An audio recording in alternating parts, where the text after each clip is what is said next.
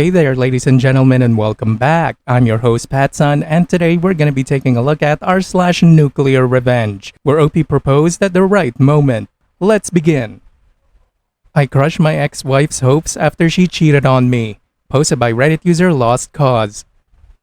Bit of background, I'm 36 as of now. The characters have been a bit altered by their names. Rebecca, my ex-wife, now 34, James, my collage buddy, and the guy Rebecca cheated on me with, Saladin, my other guy friend, Lisa, Saladin's cousin. So Rebecca and I were what you call college sweethearts. We survived college and the hardships of life. Got married in our early 20s. I was 25, she was 23. Ever since we got married, things were rocky. Not from the start, but situation-wise. I was in medical while she was an accounting major. There were things that was okay with me but was not with her. Despite being married, she acted like she was a free bird. She was. It's a good thing, but there was marital neglect from her side. 2016, she joins James' company as an accountant because it pays well. I was happy because hey, he's a buddy of mine. Slowly, she started to complain about things that were in place. She didn't like where we lived, had problems with everything I did. She did not like the foods she used to. I'm a great cook and she loved my foods. Our fights intensified by a margin where she would call me names. I'm good for nothing. She earned more than me, coming to this part later on.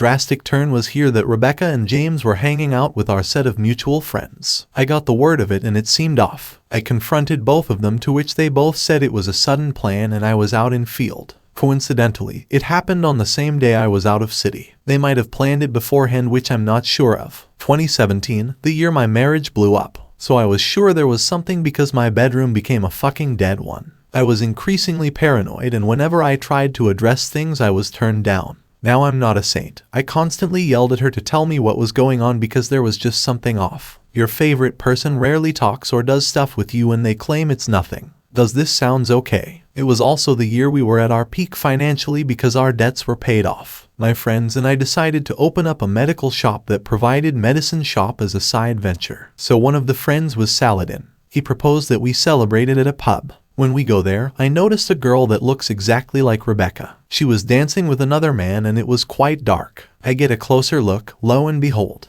it's Rebecca and James dancing hand to hand. I wasn't much bothered about it because hey, they're friends. I was here with my colleagues and she was there with her. But it was bothering me. I decided to send her a text asking where she was. She's usually on her way home at this time. She told me she was already at home. Now that was a red flag. I told her to stop lying because she wasn't. I could clearly see her that she was getting paranoid and told me she was on her way. She left the pub afterwards. That night I asked her about James. The look she gave me was as if she saw a ghost because she was not expecting that question. That look was what that told me something was definitely up. If you ask your significant other about a friend, they should act normally, but the way she acted was abnormal. That night itself I snooped her phone. Curiosity was killing me. The password was changed so I couldn't see the phone. The next day, I saw her password and snooped it. There were hundreds of thousands of texts right there. Countless nudes, calling him daddy, degrading comments. My wife and I made a vow to each other that if there was ever anything we needed to explore, we would be transparent to each other. She broke that vow too. She confided about him how much thrill she felt that night at pub. I went through everything. What hurt the most was she herself told me if one of us ever got bored of the other or needed to spice things up,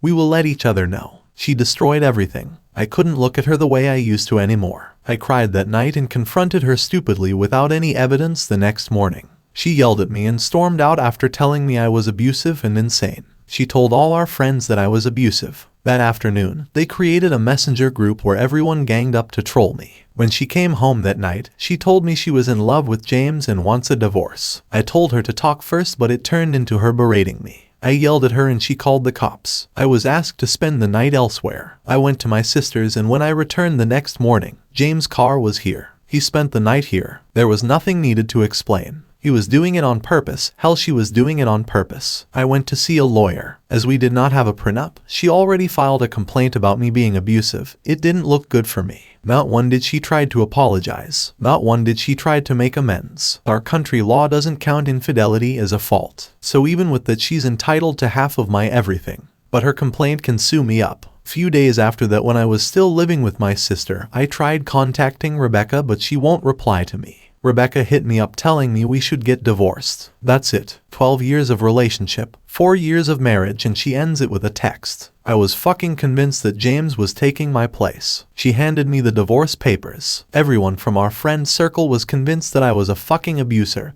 and James was her savior. She did the right thing to cheat on me. We were officially divorced during the start of 2018. She was already dating James open during our divorce. He was her life. I lost my job, my house, my reputation in her little affair. I had to change the city to move someplace else to restart again. Saladin helped me massively in that fresh start. He got me a decent paying job that was nowhere like my previous one, but it was better than the rest. We became close buddies while I was working to earn back what I had. Dating life was over for me. I just couldn't trust anyone. It was a complete NC between me and Rebecca. Last I heard was she moved in with James. They were doing great. Revenge part. End of 2020, my life was actually blowing up. COVID helped our cause with broken backs but filled our pockets. Our pharmacy venture turned huge, so I was able to make much money. I met a friend of mine from whom I got a tip that James and Reb were done. James cheated on her and left her. But Rebecca had a child with James. He was absent since birth, so he did not sign the birth certificate. So Reb is raising that child as a single parent. She tried dating, but she was not over me or James. The audacity. Part of me was happy with it, but gosh, I really missed her. I sent her an email asking how was she doing. She wasn't expecting to hear from me. We exchanged mails and reconnected. Our first meeting was in 2021 after several years. She looked like shit. She gained weight, lost the charm, and looked utterly exhausted all the time. Frankly, just her look made my blood boil and triggered me. But I also want to take my revenge on her. Life had already done that on my part, but I'm an asshole. I wasn't done with her. She told me about James and reopened the earlier wounds. I got my closure, which made me feel a bit better, I guess. She said she was sorry. She wasn't thinking straight what she was doing. James poisoned her mind against me. I told her I will forgive her if she comes clean to everyone and clears my name out. She did that, losing a lot of friends, but she deserved that. My name was clean. She wanted us to date again. Clear words, make me raise that asshole James' child. I told her I would agree to it, but we needed to date and marry first. Only then I will legally adopt her child. That little guy is adorable and I had taken a liking to him. Here is the truth, I was already seeing someone. Pretty safe to say I was cheating on that woman with Reb. She was a client of mine from a different country. We were in a long-distance relationship. Reb and I were living in different cities, so I never moved in with her. But I played it well by saying I need to travel for business. So I was only getting Rebecca's hopes up to crush her like she crushed me. We were getting intimate, but condoms were used. Rebecca felt she found love again. I pushed her to therapy to get her be normal again. Everyone was commenting how she was getting more happier with me. She would praise and then say sorry. Do little things for me that she used to when she was married to me. Trust me when I say I had a lot of emotions attached to this woman. I considered my revenge if it was a good thing to break her heart. She might be traumatized for a lifetime. But she did not think of my heart, and we were married. Why should I think of hers? Her birthday was coming up last year, October. Lockdown was eased up and my someone, it's Lisa, was in my city. For the birthday gift, I grabbed Rebecca for ring shopping. She picked out her favorite ring that I got it wrapped. She was elated because of that. That night, she came up to me crying that she was sorry for hurting me. She looked genuinely remorseful. But I had no feelings for her except indifference. Lisa was Saladin's cousin. I already told her everything beforehand. She was against my revenge idea, but I managed to convince her somehow. She was uncomfortable with it but understood that I needed to go through it. On Rebecca's birthday, I drove her to our favorite spot when we were married. It's a nature's place. Lisa was already waiting there. I introduced Lisa to Rebecca that Lisa's my girlfriend. Rebecca went white and asked me, what does she mean? What is she then? I introduced her to Lisa as Rebecca, my ex-wife and fuck buddies. There and then, I proposed to Lisa with that ring. Rebecca went mad and started yelling, to which I replied, how the fuck can she expect us to work out when she nuked us? I'm never dating a dirtbag like her again. She asked me again and again if we meant nothing. I told her nope. Sleeping with her was compensation for the pain. I got her to clear out the pain she put me through. Lisa was holding me back. She saw Rebecca was hurting. I told Rebecca that she needs to leave. She told everyone that I cheated and I was an asshole. This time, I took it as a pride.